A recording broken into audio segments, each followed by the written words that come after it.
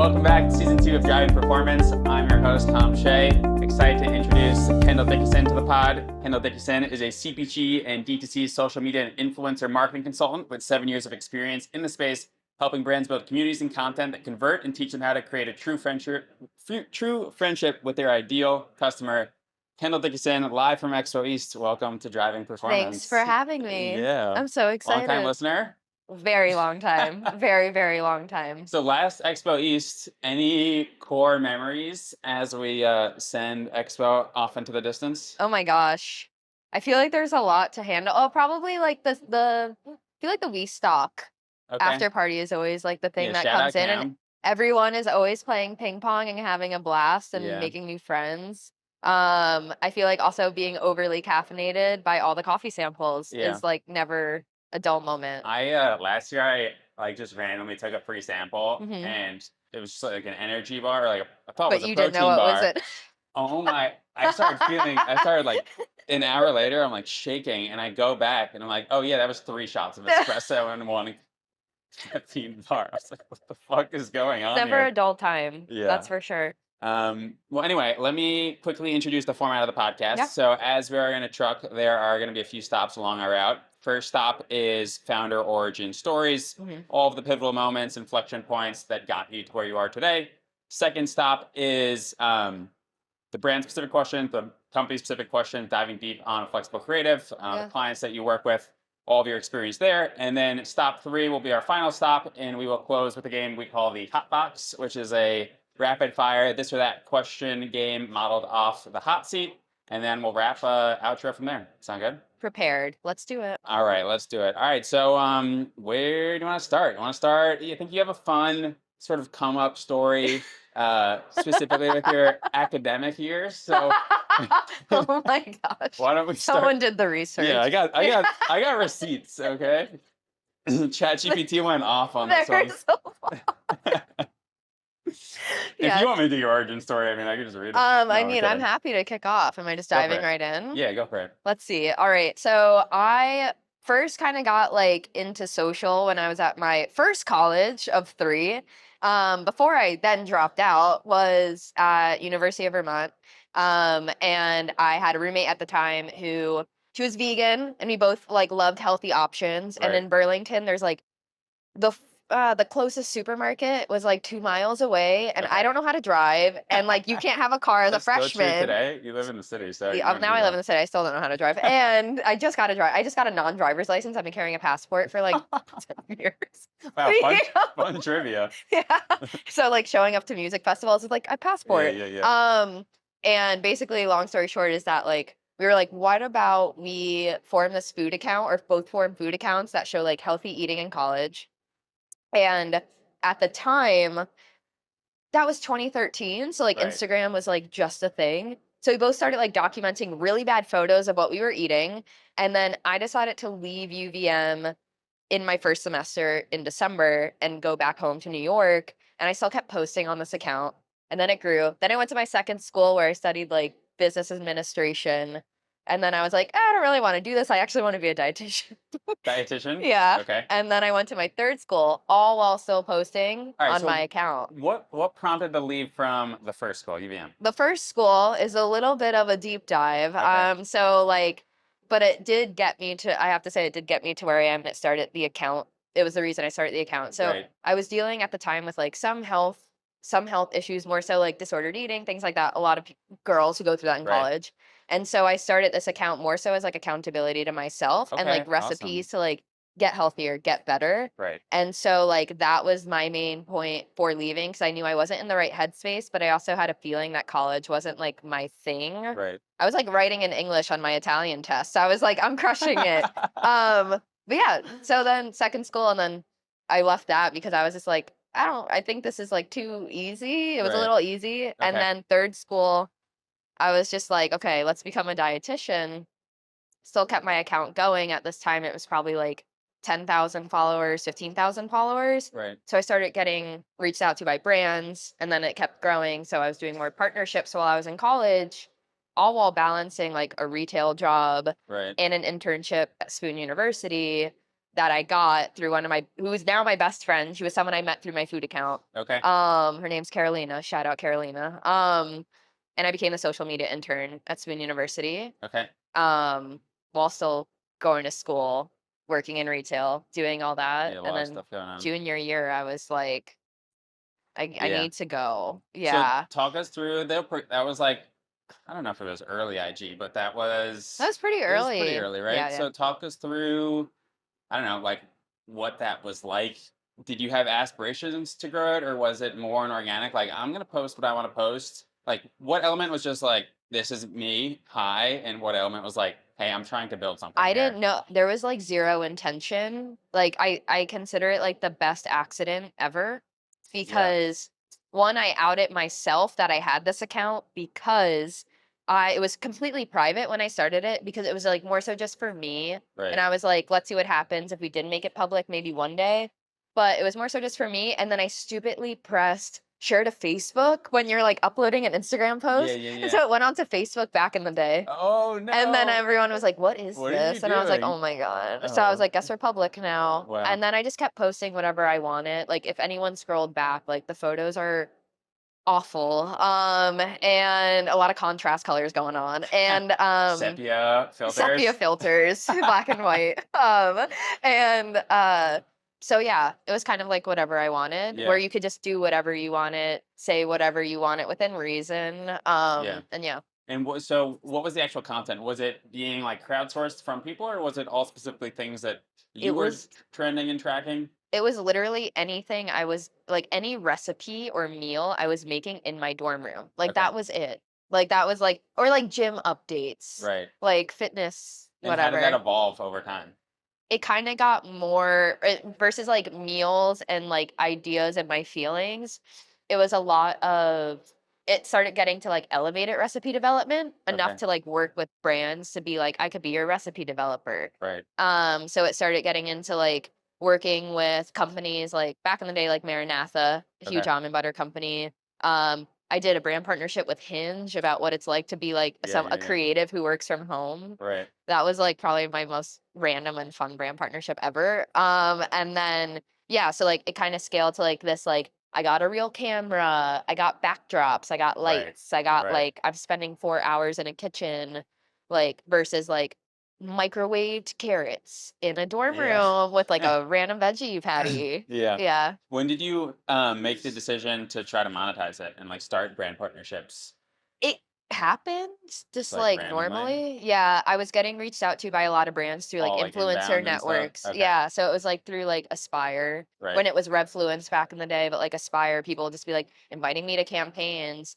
And I just remember getting like my first like $100 and I was like, holy crap. Yeah, I was that's like, wild. this could be a thing. Yeah, awesome. Yeah. And what that's a non-linear route, and most routes are not Yeah. linear, but like what was your family and your friends and like your support network um thinking about as this was playing out in real time? I mean, the ending's great. The ending is a positive good one, but Not people are good. like, "Yo, you're Not good. nuts." My friends were like, "What are you doing?" Right. A lot of my friends during that time when we were in college were just like, "This isn't norm. It's not the Right. norm." I think especially when I got to the point of like dropping out too, I was nervous. I was like very in my head. And then my mom was super supportive the whole way. She was like, she's the one who told me like, if you want to drop out, like just show me that like you would be okay on your own. Right. So like monetize this in whatever way you want to. So whether it was like breaking out like I did and I started doing consulting before I dropped out, Right. and like doing the account and she was like, just show me that you could live on your own. Right. Um, then yeah, she was like, then you have my blessing. Then my friends were just like, this is weird a little bit, but they got it, or they supported it, or they did it themselves. Right. So it was like a mix. And then now, obviously, everyone is like super supportive. Yeah, Yeah. awesome. Nice. Yeah. And when did Flexible Foodie start to bleed into Flexible Creative? I would say like I didn't know it was happening to that point until It like was too I know late. honestly I have no idea what was ever happening in my mind. I was just like, this is just a thing. I'm gonna keep doing it. Yeah. Probably like in the junior year of college when I started pivoting and knowing that like I saw I was always a good student, and my grades were like kind of going You like just this. said you were writing English on your Italian Okay, exam. that was like otherwise I was a great student. Okay, we're gonna just language was not my thing. Sure. But I crushed organic Yeah. chemistry and bio. And organic social. Yes, true. And so I would say like junior year when I was interning at Spoon, I was going to a lot of restaurant events for my food account. And so what started happening is like those restaurants were like, hey, like we need help with our social. Right. So I started taking on restaurant clients in New York, which also helps a nice college student out because I was getting meals. Right. For sure. And then so I started running accounts for some restaurants. I was doing photo shoots, video shoots, influencer event planning, getting them in. So it was then, but now it's like on this brand side of things, it started like happening throughout the Yeah. years. Got Yeah. it. Okay, so I think that's a good transition in to stop to here. So, um, let's talk about flexible creative. Yeah. How would you describe what you do in your own words? It's so hard. And I guess one thing that might help guide that question, like what what is in scope for your work and what is out of scope for your work? Because I'm sure people like don't know where the line starts and Yeah, it's always ends. hard. I think like in the best sense of what I do, I just like building community. Like it's very straightforward. Like I build community, whether it is through like creating an influencer program for a company. So it's like growing your community of content creators and like potential brand ambassadors and things like that, or building community online through organic social. Right. That's kind of like how I look at it. And whether that's through like my own execution and strategy or me working with your team to make it happen and Yeah. like they handle execution and I handle strategy. Or there and then there's the point where like both of those sides meet in the middle because like influencer goes into organic social and vice versa and like all the tracking and all that stuff. Um, so I would say that's what I do. In scope, it's like, oh my God, it's flexible. Yeah. What's Um, out of scope? Decidedly out Out of of scope, I scope. do not do paid media. Right. I do pay. I The only point someone in organic should be touching paid media is like if you're handling whitelisting contracts for creators. Okay. Like I work with teams on Makes that. sense. I work with That's big teams right on now like too. yeah, like what are our best organic posts? Can we leverage them for paid? Because a lot of organic should be a testing ground for paid. So it's like I still have the knowledge, but I'm not going to be doing like media buying. I don't do website development. I don't make a lot of the creative myself. I work with designers, I work with creators, but I can brief. Yeah. So Awesome. I would say those are like the main things that Cool. are at scope. And what brands have you worked with across the years? You know, we'll I double click on some of Yeah. the ones. I have worked with my very first like brand client um was actually like during COVID. And it was Canopy, which is Okay. owned and founded and incubated out of Doris Doors Dev. Dev, Yep. season 1. Yes. And I was with them for 3 amazing years. How'd you meet them? That's sort of like a random Sharma company. introduced me to Okay. Justin. Got it. Yeah, of course. And That's how we know each other too. yeah, I think. I know. Shout out And Nick, I guess. every time. And so I was with Canopy for 3 years. I launched their social and their influencer program. And then yeah, over the years I started working with Verb Energy, who is here at the expo now. GRAZA, which we all know and love. Mhm. And then, oh my gosh, there's like, it's always one of those things where you have like a blackout Yeah, moment yeah, in yeah. your brain. Barcode, Emmy. Is Anonymous. Kevin gonna come on? We gotta Kevin, get I've been Kevin. trying to get him on for 2 seasons. Kevin, He's just not please showing answer. up. Come on, Kevin. Emmy, Barcode. I worked with, for those that are in New York, I did work with Gregory's Coffee, which is like a bigger chain. They're in DC, they're throughout the country. Via Corota. Via Corota Craft Cocktails. Yeah, I mean, there's like, I don't even, there's so yeah. many. Um, Oh, Talaya Beer. I can't oh, forget that Talaya one, Beer. yes, that one's Yeah, popping off right yeah. now. So why don't we double click on a few of those? I think Graza, Alan was on season 1. Yeah. I think a lot of people look at that launch as one of the best executed in recent memory, and I know you were pretty core to that. So why don't we talk about how'd you meet the Graza team Yeah. and maybe rehash the story of sort of that launch and why you think it was so successful? Yeah, so I met Andrew and Alan because Grace Clark, who Shout out Grace. shout out Grace. To get her on a future season. Yeah, Grace introduced. Yeah, well, okay. So my friend Caroline reintroduced Grace and I, because we'd met at a dinner, Right. and we kind of like stayed in touch, but not really. But we were like, we knew we would be friends. 2 hour phone call later, we're like, yeah, we're definitely gonna be friends. She's like, I'm working on this olive oil project, and she was like, would you want to help out with social? And I was like, absolutely. So we had a meeting at actually Sharma's office that I shared with him. Um, and the four of us were in a room, and I asked them like, how can I be helpful? I know what they were looking for, but it's Right. like, what is the main goal here? They said, we just want to be everywhere. That's like a huge ask, Yeah, right? that's Any brand who wants that. doesn't? Any Yeah. brand wants that. And I see the branding, but I never like touched the product yet. Right. And so yeah, that's kind of how we went. We went into this big conference room Right. and then had a meeting, and I was like, yes, I definitely want to work together. Um and that was like that's how it started. It was the Yeah. four of us for months. Yeah. And Yeah. so how did that strategy come together and unfold? So there was a ton of seeding, right? How Ton did of you think of seeding.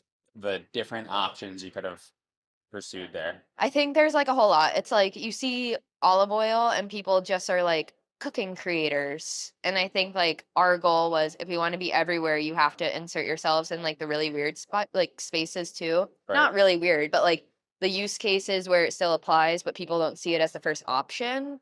So, and I also look at like, I have this whole thing, I think I've might have mentioned it to you in the past, and it's on brand. Like vehicular brands of like, something you can use thousands of times for different use cases are Right. the best products, because you can seed them all day long to different people. Right. They can do whatever they want with it. The content flywheel's just like built into the product. Yeah. So it's like that was my goal for the seeding, was like a different community like every week was getting outreach. And then with social, it was like also just the four of us and any footage from like the first photo shoot and the video shoot. And it was like stretch it, start all the Right. accounts, start posting early. And I think the number one piece of advice as to why it all worked out is we started early. Right. We didn't start like, I've been brought on a day before a launch. I've been brought on a week before a launch. Yeah. It's too late. It's too late. You can still do it, Yeah, the but like I returns. had 2 months Right. before, and we started seeding a month before. Yeah. Awesome. So yeah. So I'm sure a lot of people come to you with like, hey, let's try to recreate that. One thing I want to talk about is I feel like it's never been easier and it's never been harder Yeah. and to do social correctly. And I think part of what makes it easy is everything's in public, available for the taking, and Yeah. like the Facebook's ad library is scrapable, and Yeah. there's like a whole like, just I don't want to call it knockoff, but like fast follower effect to this. So how do you think about, I don't know, there's essentially no playbook where you can just go, okay, rinse, Yeah. repeat, because people catch on to success and then just try to Yep. replicate it. And then it's like, okay, the best practice is no longer a best practice because everyone's doing the best practice. So how do you, I don't know, it could be like a, where do you draw inspiration from, or how do you solve for that? Because that's here to stay. I was thinking about this the other day. I think like for inspiration, it's like I think my number one piece of advice, especially to like founders and people who are scrolling all day long, because it's like, well, one, the number one problem is we all like digest more than we create, Right. whether that's like personal brand stuff or like anything. Um, I would say it's looking outside of your niche Okay. to draw inspiration. So it's like I look at like fashion brands if I'm working within food, or I look at like video game company, Right. like just for like concepts. That makes sense because So your it feed is going to triggers. be Yeah, exactly what you're stuck seeing. in your, Yeah. so you So need to it's go like, outside. right? Like then it ends up being like everyone's doing the same trend. Right. So it's like we're looking at like I look at restaurants, if it's a cocktail company, sometimes, yeah, I'll look at restaurants, I'll look at things that are like in the same field, like chain spots. Yeah. But yeah, I think like looking outside of it is Yeah. like what you need to do. For sure. Yeah. All right, let's talk a little bit about working with creators. Yeah. I think, that influencer marketing, affiliate marketing, I think a really hot topic right now. Everyone's trying to figure out how to hack it. How do you think about it? Like, is it very metrics driven? What are you looking at measuring? I think like Yeah. a lot of people are paying celebrities like 100K and people think that that's working, No. but I know it's not. So, how do you make sure Like, how do brands set themselves up for success in this context? I think there's like few ways that you can split. Obviously, like not everyone has budget, which is totally fine. You can still Right. do a lot. And I think like people see like you have to send like 100 packages a month. You don't need to do that. I think it's like even if you can send 25, it's a win. And I think there's like you have your seating that you look at. That's like you're giving the product, no Right. expectations, but you have to make that experience worth it because I forgot who said this line, but your unboxing has a 99% open rate. Hey, I Truly, love that. truly, I forgot who said it, but it's so good and it's That's so so true. I good. put it in every deck. I love that. And like I love it because that's like whether it's the consumer, which is why I love Graza's packaging. Right. Consumer loves it, but influencer loves it too. Right. And it's like we obviously add a few things to the influencer box, like a tote bag or anything like that. Um, so that, and then you have like, yeah, this more like how do you utilize the creator and influencer of helping leverage your internal content development needs. Okay. So like paying someone a retainer or per video basis for content for your own owned channels. Right. So versus them posting it for like the exposure on their account because those are two different fees. Totally.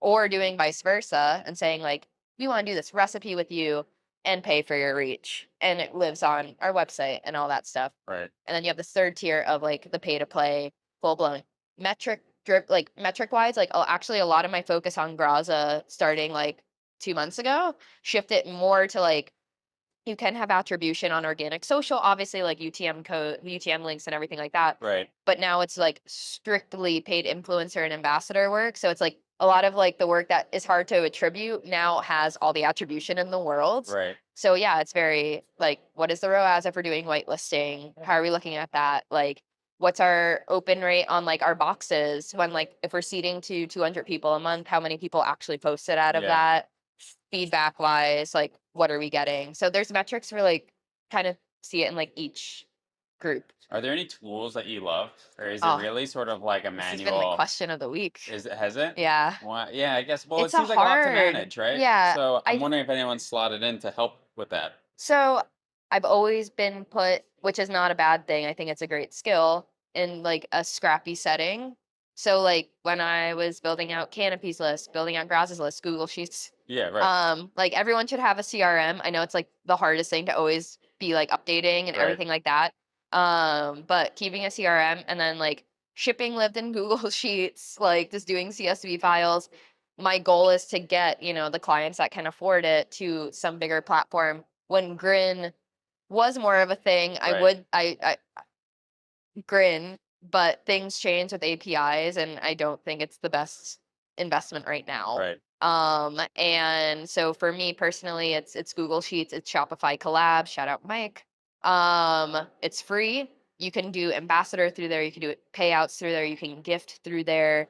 And then Hype Auditor is I really enjoy it. I started using it about a few months ago, and you could do like influencer reports. And if Okay. you're doing more retail focused paid initiatives, you could see like where their audience is and like, how their engagement's looking. Is it going on the up? Is it like this? Like everything like that. Got it. I think that is pretty much like Most of it. everything Yeah. that I use. Yeah. Okay.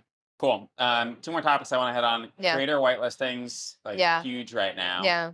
Why do you think it's such a big trend? Why is it working? Because people are seeing lower cost for acquisition because it's more native to someone's feed.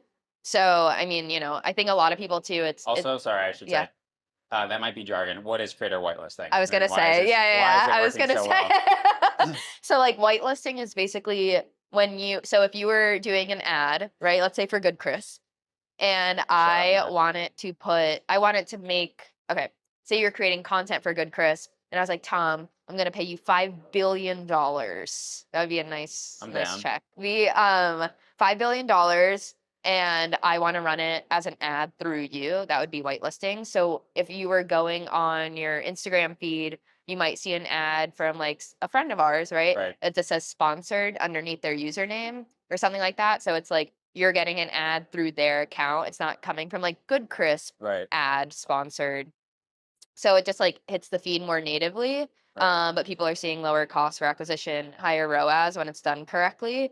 But a lot of GRAZA's like best ads have come out of our whitelisting Right. campaigns. Yeah. Functionally, like, do you get the analytics when you do a whitelisting, Yeah, you can or see do you them. rely on them to share it with you? No, I would say when the ad goes live before we whitelist, I Yeah. always give them like a week to send analytics for like the organic portion. Okay. And then like a lot of for GRAZA in particular, our attribution on our like paid initiatives and things like that are code driven. Got it. So I can do that. So it's like I could see code usage mark on my calendar for 1 week. They did this in 1 week without any paid. When we started whitelisting, what was the difference? Yeah. And then all the other fun numbers that come into that. So yeah, I could still track everything. Awesome. Yeah. Okay, one thing, final questions here.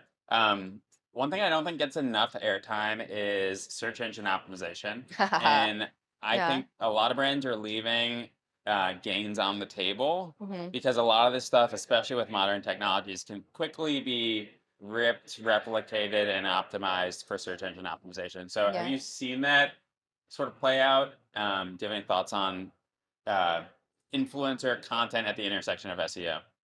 I think there's like a few things that people need to. It goes into organic too, because like TikTok being used as a search engine is like very much a thing. Right. And so I look at it too for like any video content that goes live on client accounts. It's like, how are we captioning our videos? Like on the actual caption, not the copy on the Right. video, Right. Right. to match the SEO that like someone would be searching for. Okay. So like that's why like TikTok captions for most brands are like the most basic of the basic. Like it's like how to do this. Right. Like it should be that. So that's what someone's gonna look up. Yeah. So like you should feed into that. I think like when it comes to SEO, yes, I think there's different ways to do it. Like in GRAZA's case, we have our blog, which is GRAZA plus blog equals blog. And all the recipes that we've ever worked with any creator is there, and they're always backlinked. They have deep links to their site or like whatever Okay. they want. So like we're always optimizing to like even just for recipe stuff across like social and Yeah. the web. Yeah. So Do yeah. you do a lot of like keyword research? Sometimes, I mean, actually, oh, one tool that is good. I was telling Grace about this 2 days ago. Brand 24, I Okay. just started introducing in. It's a social listening tool. Okay. So you can look up keywords. And I just started having like some of the community managers that I work with on teams implementing that in. So like if we're looking up GRAZA or we're looking up olive oil, where can we insert ourselves in conversation? What's the SEO looking like on like certain things that people are talking about with olive oil? Okay. And then where are we able, like, are there platforms we should be on more, like Reddit? Are there new creators who we didn't know were posting about us? Like, can I reach out to them? Right. Right. Right. That's been super, it's like $70 a month and it's super helpful. Awesome. So yeah, Gonna chop that and make an affiliate link. I know. I don't think I could get one, but I'll try. Final question: is organic dead? No, Defend it. there's no way. Like, like I think like if you pay from the start, you get what you pay for, which is an Right. audience that is going to die off over time because you just spent your dollars and you're only going to have to keep spending your dollars to Right. keep them around. Like organic is not dead if you're creative with it, and also creativity doesn't need to mean like you need millions of dollars to start out. Like there are tons of founders who have done great jobs with brands with one person on their team or by themselves who have been able to amass like a huge following, but with quality Right. people Quality of in the it. audience. Yeah. Different. And like have people who engage with everything. So no, I Yeah. don't think it's dead. And also paid cannot thrive without organic because like it should all feed it's never paid versus organic. It's paid and organic because you can amplify everything through each other and it should just be a flywheel that goes like this. Awesome. So that's my defense. Nice. Yeah. All right. Stop 3 for the hot box. I'm You ready. ready? Oh my gosh. So I'm gonna ask you There's a some lot of bullets. I don't know if questions. anyone realizes there's like 50 bullets for this. I'm shaking. All My right. leg Come is on. shaking. Are you ready? Okay, yeah. Cold plunge or hot tub? Cold plunge. Sicko. Beach house or ski house? Beach house. I don't know how to ski. Coffee or tea? Coffee. Sunrise or sunset? Sunrise. Okay. D2C or DTC? D to C. All right. There you go. Neat or messy? Oh, neat. Corgi or golden retriever? Corgi. Tennis or golf? Tennis. Pineapple pizza or candy corn? Oh, come on. Candy corn. All right. Live music or DJ? Live music. Sweet snacks or salty snacks? Sweet snacks. Call or text? Text. Reading Even or though I'm not writing? good at I don't answering. think not many people have said call. New world order. Reading or writing? Writing. Okay. Work remote or work on site? Work remote. Twitter, LinkedIn, Instagram, or TikTok? Oh, come Gotta pick on. one. Twitter. Okay. X. X. Oh shit! I gotta update this. Whatever. It lives on. Dancing or people watching? People watching. Cocktails or beers? Beers. Yeah, Tyler. Give up bread or give up cheese for life? Oh, give up cheese because I'm lactose intolerant. Yeah, that's a good reason. $50 on red or black? Wait, what? It's because casino. I don't I've gamble. never been to Vegas. We're moving. Red. I don't know. Just start early or leave late? Start early. Fiction or nonfiction? Fiction. Playlists or podcasts? Playlists. Oh, interesting. Yeah. Speak to animals or speak 10 languages? Speak to animals. All right, I agree with that Yeah. one. We've got a lot of speak 10 languages. I'm like, there's technology for Yeah, that. no. Telepathy or teleportation? Teleportation because I don't like flying. Okay. Trucks or billboards? Trucks. Thank God. Receive good news or bad news first? Receive bad news All right. first. Well, the bad news is we're come to our final stop on That's the a good podcast. one. Kendall, this was a lot of fun. Thanks for having me. doing this with me. Of I course. want to give you an opportunity to let people know where they can learn more about yourself, your practice. So where can they connect with you? Yeah. They could find me on LinkedIn at Kendall Dickieson. And then on X and Instagram, or yeah, The Flexible Foodie or Flexible Foodie. And then website is kendalldickieson.com. Cool. Make it That's a wrap. simple. Awesome. Awesome. All right, done. Good job. That was so Crushed it. good. You have fun? Yes, that was Cool. good. I'm Well, sweating. There's some good clips in there. I'm just sitting I there want the, analyzing I want clip- the, I want clip. the, oh shit. I know, I was doing it in my head too. I want the, oh shit, I gotta